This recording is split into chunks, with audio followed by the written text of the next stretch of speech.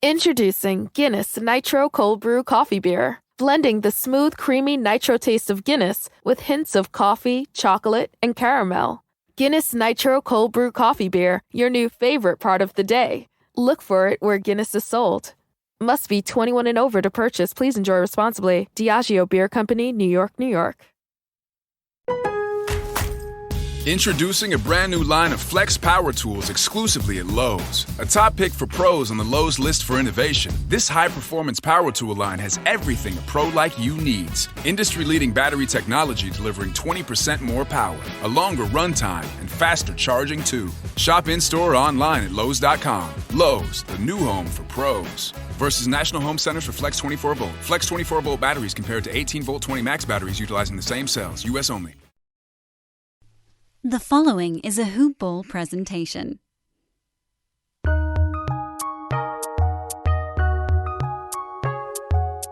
Welcome to the Fantasy NBA Today podcast.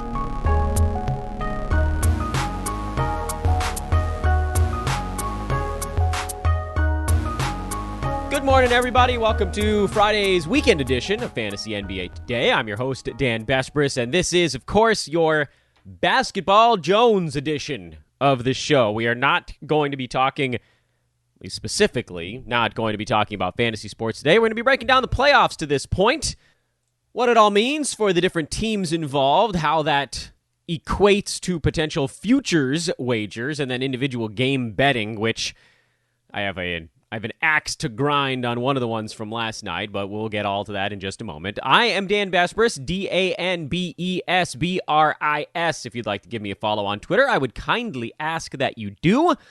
But really, at this point in the offseason, I'm mostly just thanking you guys for continuing to listen to the podcast, making sure that we can continue to have our advertisers, our corporate partners here at Fantasy NBA Today, such as the good folks at Manscaped.com, and the also quite good folks over at MyBookie.ag.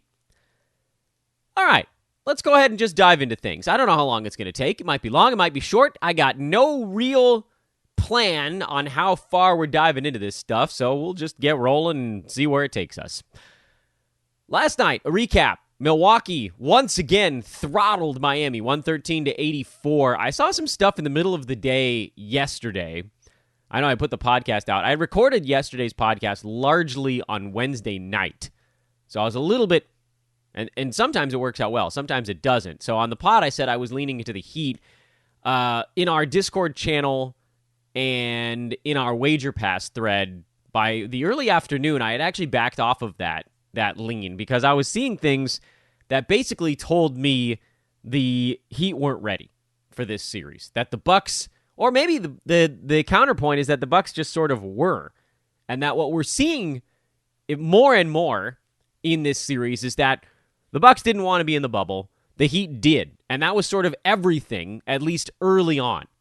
Because there's this new gear that Milwaukee's hit, and they're a mean green fighting machine right now. So a lot of it's Jrue Holiday. Not all. And really, maybe even a lot is an overstatement. Jrue Holiday had 19 points, 12 assists. He was fantastic again. And he's done a wonderful job. He and Chris Middleton and sometimes Giannis kind of trading off with Jimmy Butler on the defensive side.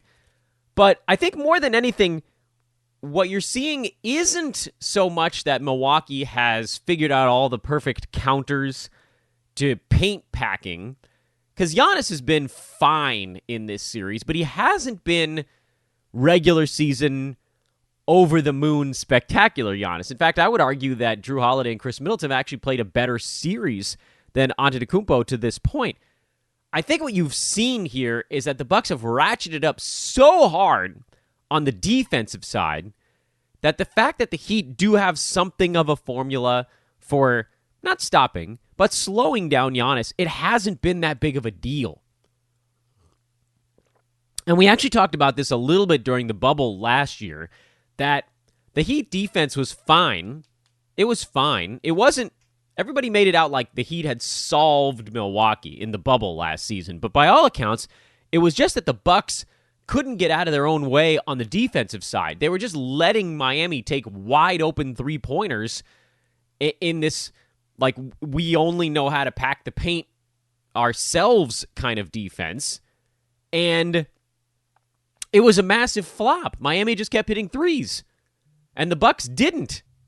And that's not to say that some of the stuff the Heat were doing on defense then and even now wasn't effective, but it was enough. And this time around, it's not enough because the Bucks have made the necessary adjustments on the defensive side. And you saw it in game 1 of this series. They were actually willing to play Giannis and Middleton and Holiday. They were willing to play them 40 minutes in a close ball game. Don't let the close ones slip away just because you're married to this 32 minutes a game thing. Now, they could obviously do it in 30-point blowouts, but that's a different beast altogether. So this is a butt-kicking.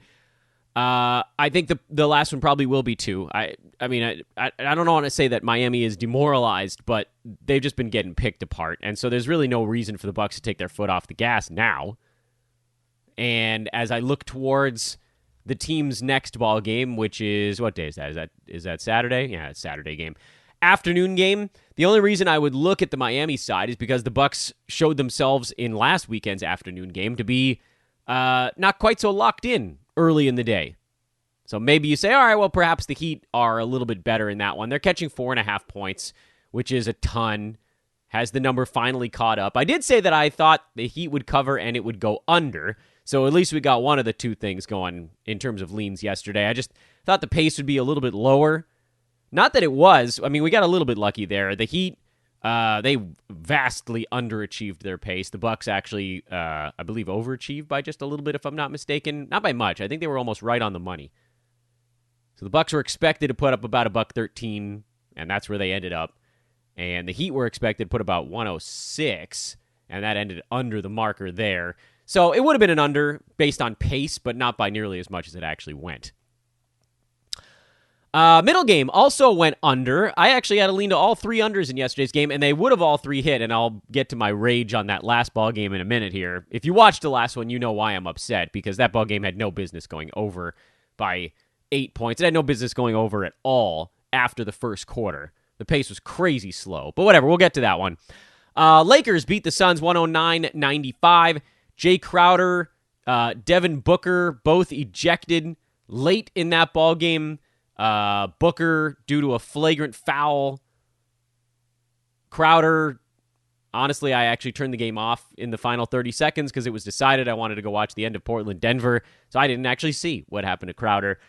And not surprisingly, series starting to get a little chippy. Chris Paul is very much not himself, which I think kind of takes Phoenix mostly out of this series. We all figured the Lakers would probably get over the hump eventually, and they're starting to get there, mostly because of AD and Dennis Schroeder.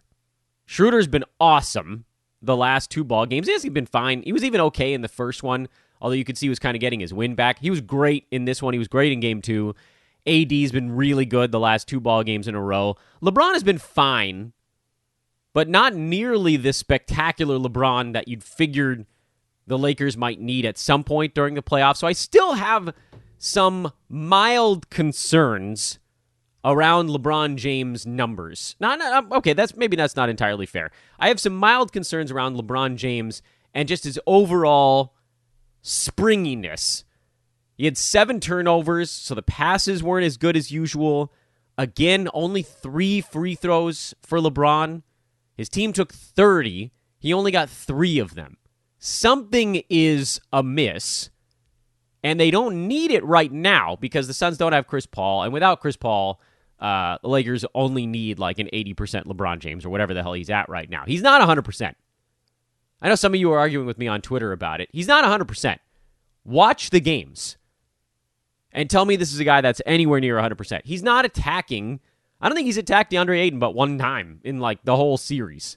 And I get it. Ayton's having a really good series, but he's also not the premier rim protector in the NBA. If the Lakers run into Rudy Gobert and the Jazz, there's real trouble because LeBron needs to be a guy that can go right at him. I guess that wouldn't be until the conference finals, and perhaps he'll be mostly healthy by then, but who knows?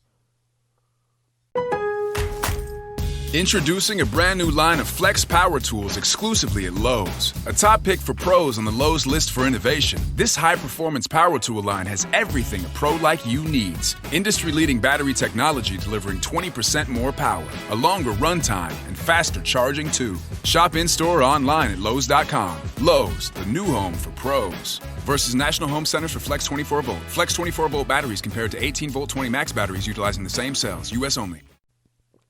I don't think anyone is happier about how long the playoffs go right now than LeBron James, because if it was every other day in the bubble, I don't know that he'd have the time, but there's a couple days off in between games at some points here, and we get ahead of ourselves a tiny bit. But if the Lakers can wrap this series up in 5, say, then they'd have a little bit of time. And right now, I think that's probably what's on their mind, because I think the Lakers feel like they've turned the corner on this series. They have the edge. They're out rebounding the Suns now 2 games in a row. They've outshot the Suns here in this one. Free throw discrepancy is going to most likely tip in the Lakers' favor just because they're gigantic. And Phoenix, there's only like one dude on that team that actually takes it to the rim, and it's Booker. I guess Ayton you could maybe say, but sort of a different beast there. And then the only problem, as you look at this one for LA, was the turnovers. They had 20 of them. 5 for Anthony Davis, 7 for LeBron James. That's just not going to cut it against a full-strength Phoenix Suns team or some other club further down the line in these same playoffs. But what do we make of this series going forward? First of all, 109-95, the final score here. So 204, the final. We had the under. I looked at this and I said, I don't see how this is a series that has the pace to get over. The pace was actually a little bit quicker in this one, largely because there were a lot of missed shots. It's interesting how that actually can factor into how a ball game is going.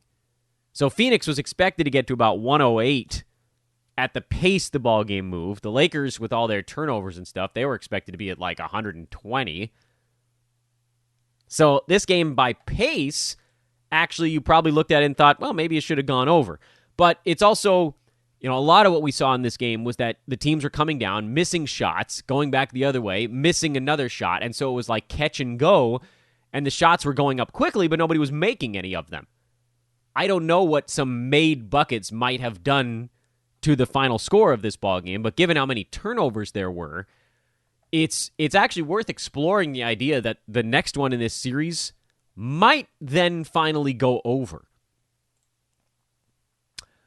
The total for the last few games in a row, actually, Lakers-Suns, it started, the first game the Lakers lost, the total was about 213, 214. It dropped to 211. Yesterday's game was also right around 211. Their next one isn't until Sunday, so everybody has some time to rest and recuperate. That one's currently sitting at 210. I'd probably look at the over in that one. I think Phoenix shoots the ball better. Not a bunch, not a lot better, because the Lakers' defense has now kind of figured things out a little bit. So don't overcompensate there. But someone's going to make some shots. Someone's going to take care of the ball. Like 37 turnovers is an outrageous number. The only way that next one stays under is if the free throws come way down. And that's a possibility. I don't think it's gonna. And then Lakers covered in this one. They were 6.5-point favorite. They won by 14. And, I mean, at this point, well, the line on the next one, by the way, is the same. Lakers by 6.5. It comes down to sort of the who's healthier, LeBron or Chris Paul. And right now, it's LeBron by a pretty good deal. Neither one of them is 100%. I don't think either one of them is close, but Chris Paul's at like 60 and LeBron's at like 80 or 85. So that puts him at least in the vicinity. Also on Thursday evening, Denver beat Portland 120-115, and I am irate that this godforsaken game went over the total because it had no damn business going over the posted total. This game was tied at 91 with under 7 minutes to go. I mean, if you want to look at the box score and look at the quarter-by-quarter breakdown and then tell me this ball game belonged in an over category, I will argue with you until the day I die. It had no business getting to the over. Oh, I'm so mad about this stupid thing. Oh, I'm so mad about it. This ball game, pace-wise, should have been way under the mark. Oh, I'm so upset. Denver should have been at around 110. Portland should have been at around 113, I think. 223. So it should have stayed under just on pace alone. But I don't even give a crap about pace, because if you watched this game, you know the only reason it got there is because of fouling and three-pointers in the last 60 seconds. Oh, I'm so mad. I'm so mad about this. Oh, my God. I was seeing a friend of mine who I hadn't seen in God knows how many years. And the game was on in the background, and he was probably pissed because I kept checking it with my eyes, and I'm looking at it going, you kidding me? You kidding me? Like, did you guys see it? The fourth quarter, the team scored 72 points. And most of it came in the final minute. Look at the play-by-play for this game. That'll make you as angry as I was. Well, I guess it won't make you that angry if you weren't betting it. But look at the play-by-play for when all the fouling started. That's really what killed us. Because I think it started with like 45 seconds to go. Which, by the way, that's like college fouling with 45 seconds left. Starting that crap with 45 seconds to go. With 43 seconds to go, the score was Denver 111, Portland 103. So they were at 214 with 40 seconds to go. We had 13 points of wiggle room in 40 seconds. And I thought, all right, well, we're fouling early here, but if Denver makes their free throws, which they did in that moment, it's going to be at 216. And then if Portland misses a shot, they probably just let it go.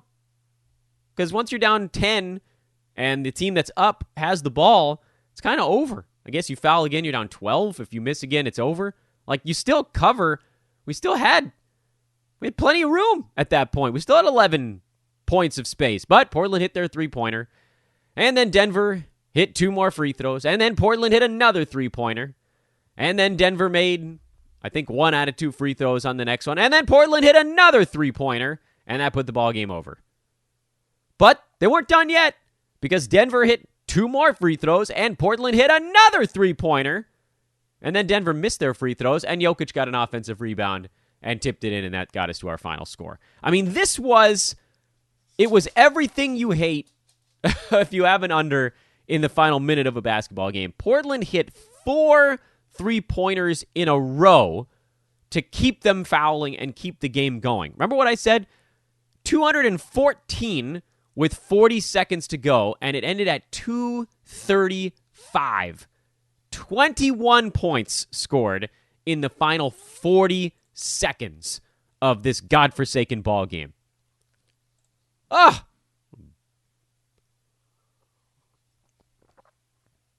Well, if you're a betting man, which I am, I'm probably going back to the well, and I might be going double or nothing kind of thing, because, again, this game had no business going over.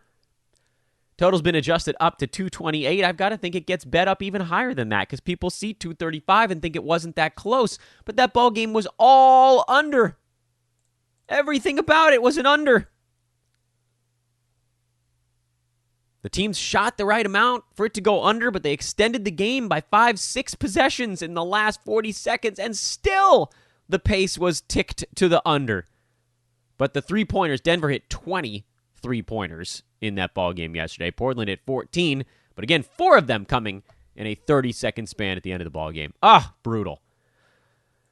I think you have to assume that Portland is set to bounce back in their next one, but I wouldn't say anything is set in stone, because Denver's a bunch of fighters. And Portland, to put a knock on the Blazers, still hasn't really figured out how to slow them down. Jokic had 36 on 24 shots. Again, they're never going to stop him. But the rest of the guys were pretty good, too. Austin Rivers had 21. Portland, you got to figure something out. Yusuf Nurkic fouled out in 32 minutes. That was actually a pretty big deal down the stretch. Blazers better figure it out, man. It can't be Dame just scoring a ton to try to keep him in the ballgame. They got to defend somebody, and they just haven't figured it out. If you can't defend this Nuggets roster around Nikola Jokic, you're in real trouble. So, sure, everybody thought Portland, myself included, after winning game one, had a pretty good formula to this thing, but the Nuggets have made a pretty good adjustment to their own credit. And you'll look at the free throw discrepancy, but a lot of that was, again, in that final 45 seconds of the ball game. Portland's got to figure this thing out. And these ball games, I think, are probably going to be tight the rest of the way. So I would consider Denver catching 4 again in that next road game. I don't know how the Nuggets offense slows down, really. And if you want to go all the way back to the first game of this series when the Blazers won it 123-109 and figure out how they were able to pull away at all, it's because they shot 19 free throws and the Nuggets only shot 8. Even in that first ball game, Denver was right there. If they get a few more foul shots, if Portland doesn't hit 19 threes, that's another tight ball game. So I think this is one where you probably just take the points. If anybody's getting more than one possession, you just take the points. Denver leads their series 2-1. Lakers lead their series 2-1. And the Bucks lead their series 3-0. Now, let's take a look at what's coming up. The other series, there are plenty other ones we haven't talked about yet. New York in Atlanta. First game in Atlanta. Hawks favored by 5. And that's too many points. That's too many points. You guys know I like the Hawks to win this series, but on a game-to-game basis, they're going to be tight. And by all accounts, by all reports, Atlanta is actually home to a very large Knicks population. So there will be a home court advantage, but it's not entirely clear exactly how powerful it's going to be. Total is set at 211 points in this ballgame. The last one ended at 193. I thought, well, maybe there's a chance that one goes over. But let's do some more math on this one. Knicks got to 101. But actually, they probably should have been in the 110 to 115 range. The Hawks got to 92. And they should have been in the 106-ish range. So you roll that all together, and the 193 final score kind of belying what we actually saw in that ball game. Now, here's the thing. This is a series that is going to be played under the expected pace total. So it's not like we can look at this and say, well, the Hawks should have been at 106, and the Knicks, due to their rebounding advantage and turnover advantage, should have been at 115, so the final total should have been 221. Well, it doesn't work that way. Yes, they did underachieve by a lot, but if your pace says 221, you have to factor into the account that the Knicks are going to be playing this game defensively first. The Hawks are probably going to be playing this game defensively first also. They've actually become a pretty good defensive team as the season went on. So you have to make that adjustment as it's going. The total is at 211, which, again, continues to come down. So if the expected pace was 221, is that 10-point window enough to cover the fact that you're probably going to get these teams underachieving from a scoring standpoint? And to me, the answer is probably not. I think there's still a very real chance this game stays under the posted total. I think the teams will perform better offensively than they did in the last one, but getting from 193 to 211 on better offense is murky. That's a lot to cover. So I like the Knicks catching 5 points here. I find it hard to believe that almost anybody's going to... I know that the Knicks did win by more than 5 in that last ball game, but I don't know how these games get decided by more than 5 points on a consistent basis. I would rather take the underdog catching a chunk in the ball game, and then assuming the Knicks are able to keep this thing in kind of a grind type of ball game, how does it get to 211? I don't see it. So I would lean to the under again, although I realize that the pace suggested otherwise, so probably leave that total alone. Brooklyn favored by 8.5 points over Boston on the road. Nets lead this series 2-0, and everybody's pretty much written Boston off for dead. And I haven't seen anything to tell me that they shouldn't at this point. Jason Tatum is good to go. He had an eye thing that knocked him out midway through the last ball game, but they really weren't close. Boston's going to have to figure out a way to score. And I look at some of the numbers from that last ball game and the first one as well. And there's just, Boston has no answer for the Nets. Not that many teams do, but you got to find a way to keep up a little bit. Can they keep up? Boston's playing like the Nets defense is something extraordinary and special. I'm not seeing that side of things. I do think Boston keeps this one close. I think boy. From a strict, like, what you've seen in the past standpoint, this would be a lot like the game with Milwaukee and Miami yesterday, where at a glance, it's like, well, Miami, like, they played really poorly their first 2 ball games. They're probably due to have one where they're not so awful. Yeah, that's sort of true, but at the same time, the Bucks are a juggernaut, and they're laser focused. And in this one, Boston doesn't, to me, really look like they want to be playing anymore. They kind of look like they want to go home. So I don't want to touch the side. I don't want to bet on a team that, to me, looks like they're getting out-efforted. And maybe being back home, maybe that does the trick. I certainly wouldn't bet Brooklyn laying 8.5 on the road. That's a ridiculous number to lay in a road playoff game.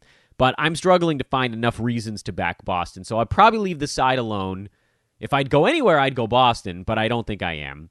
And then on the total, Brooklyn wants to just open it up and run. And looking at that last ball game, pace was pretty good. Brooklyn obviously overachieved by quite a bit. Boston, the opposite story there.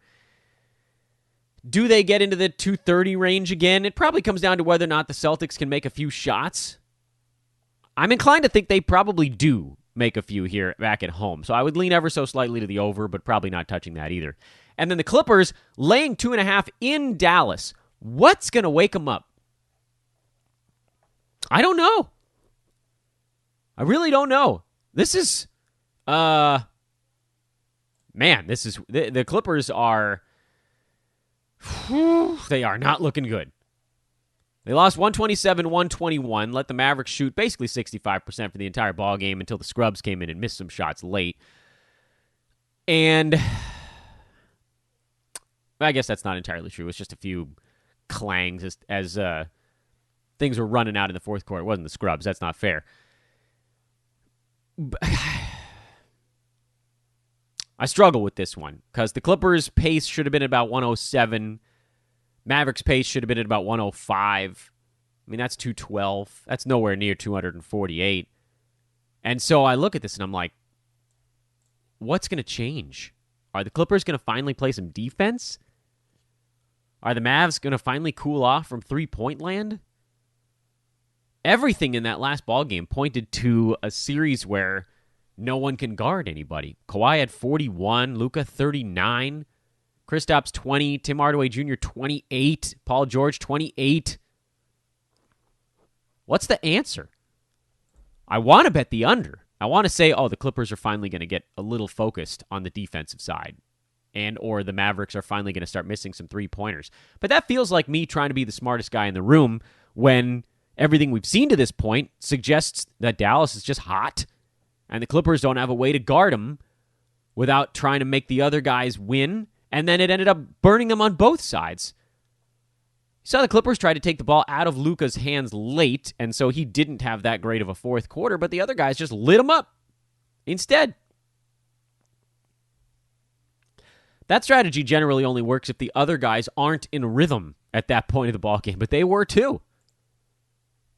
So I don't know. I have no idea. The Clippers are going to have to try something here. I don't know what it's going to be, but whatever they're trying right now is not working, and I don't see the obvious adjustment for this team. So as much as the pace Dallas doesn't like to run, as much as the pace would suggest perhaps a game is due to go under, I don't have the stones, I don't think, to go there with it. And then on the side, I still haven't seen anything to make me think that the Clippers have figured this thing out. Why put my faith in a team that just continuously urinates down their leg in playoff games? It just keeps happening. And I keep coming on this podcast and saying, well, the Clippers, they're ready. They're, Kawhi is playoff tested, blah, blah, blah. Someone's going to figure this thing out. I think I may have now finally lost faith in my Clippers plays. Of course, that'll probably be the day that they wake up and win one. But yeah, I mean, probably not touching this ball game ever so slightly to the under on the side with the expectation that maybe these teams finally do grind one out a little bit. But yeah, rough. The only a couple of series we haven't talked about so far, and then we'll put a pin in this thing for the weekend. Philly leads Washington 2-0. The Sixers did, in fact, wake up in that last one, put the clamps in on defense. Really, Bradley Beal was kind of the only wizard to get it going. Sixers laying 5.5 on the road in Washington. I don't really believe... I think Philly's now kind of figured this thing out. Russ had to leave that last ball game early, but I'd be very surprised if he missed any games of these playoffs. And the Sixers, if they're locking in on defense, then there's just no series here. That was the question going into that last ball game. I thought, all right, well, if you think Philly's going to care, you take Philly and the under. If you think Philly's not going to care, you take Washington and the over. It was a correlated parlay. And it's probably the same story for their game tomorrow. Total of 227.5, Philly by 5.5. If you think Washington is going to make shots and you think Philly's going to say, oh, well, this is an easy series, then you take Washington the over. If you think Philly continues to lay the clamps in, you take Philly and the under. I don't actually know. I think I'm inclined to lean Philly and the under, but it's possible that this one just gets mishmashed, and because the line's not quite as large, because the game is in Washington now, then there's a way that correlated parlay falls apart a little bit. So a slight lean to Philly. I think they've now kind of figured things out on the Washington side, and Russ, playoffs historically have been very difficult for him because teams pack the paint. He has to shoot. It doesn't end well. And the total of 227.5 makes me think, look, if they figured out Russ and it's just Beal against the world, you lean to the under. And then Utah and Memphis, Jazz by 5, total of 224, which is a strikingly low number considering the last ball game hit 270. But we do have to remember that it's actually a 5-point upward adjustment off of the last one, which had a total of 219.5. That ball game was nuts. The pace was nuts. The results were nuts. Memphis was on pace for 115. They scored 129. Utah was on pace for about 117. And they scored 141. So either way, that ball game was on pace to go over. But a lot of it was because Memphis fell behind. Utah hit a truckload of three-pointers early. And so the Grizz were just like, all right, well, we got to score, and we got to score fast. And then the Jazz just came back down and hit another three-ball. That was a pretty wild ball game in every respect. Nobody was guarding anyone. It worked out from a Utah standpoint. I don't know if this is really how they wanted to win the ball game. I think they want to try to slow Memphis down a little bit more. And until I see that happen, I don't know that I can get on board with an under in this series. I'm not betting the over because I think that line is going to attract a ton of over money after the last one. They could set that line almost at anything, and it's going to attract a ton of over money. I've got to think, without even looking at line movement, I haven't even looked at it, I've got to think that thing, you're probably going to see some sharp money coming in on the underside, just because, look at some of the peripheral stats on that last ball game. Both teams shot 54% from the field. Teams combined to take 69 free throws in a regulation game with only 23 turnovers, so that's not too many. There weren't that many steals. So you're telling me that a lot of this stuff was just half-court offense, fast buckets. That's pretty weird for a playoff game. But anything's possible. Ja had 47. Jazz had 15 guys scoring double figures and all the three-point. And that's the thing, though. For Utah, they make three-pointers. That's been their bread and butter this year. The lack of defense was a little bit upsetting. You score 141, you should probably cover easily, and they covered by a bucket in that game. So for this one, with the line obviously coming way down, the game now in Memphis. By the way, shout out to our Hoopball Grizz family here at Hoopball, who will be in attendance as members of the media at that Memphis playoff game. That's absolutely incredible, guys. Have a blast. Cover the game like pros, like I know you can. I hope everybody follows at Hoopball Grizz on Twitter, because there's going to be legit in-arena NBA coverage going on from those Hoopball Grizzlies guys. That's David and Isaac. Amazing work, dudes. I'm proud of you guys. That's so cool. You guys are members of the media now. I love it. So Utah by 5, total 224. Slight lean to the under, but I probably can't touch it just because of what we saw in that last ball game. That's too gross of a bet to try to rely on. And then on the side, 5, man. I really wanted to get more with the Grizzlies. Utah wasn't as good on the road late this season.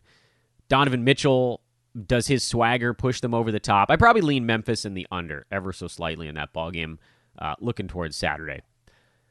And that's your playoff preview / playoff recap edition of Fantasy NBA Today. Again, on Monday, we will loop back around and conclude the chat that we began on yesterday's podcast, because there's plenty of fantasy stuff to still go over here the rest of the way. Day 10 of the offseason. Monday, we're going to go into the numbers here on drafting injured players a little bit more. That was kind of because we talked a bit about the anecdotal side of things, but I wanted to talk more about the top seed and why that target is so relevant in head-to-head. So that's coming up on Monday's edition of Fantasy NBA Today. Hope you guys enjoyed this one. A little break from fantasy to talk betting and the playoffs. 2 weeks of the offseason now.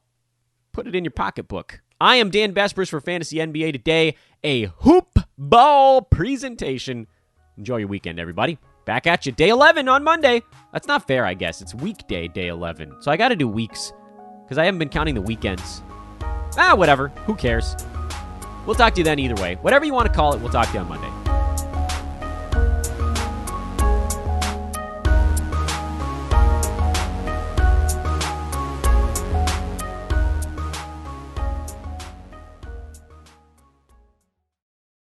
This has been a Hoop Ball presentation.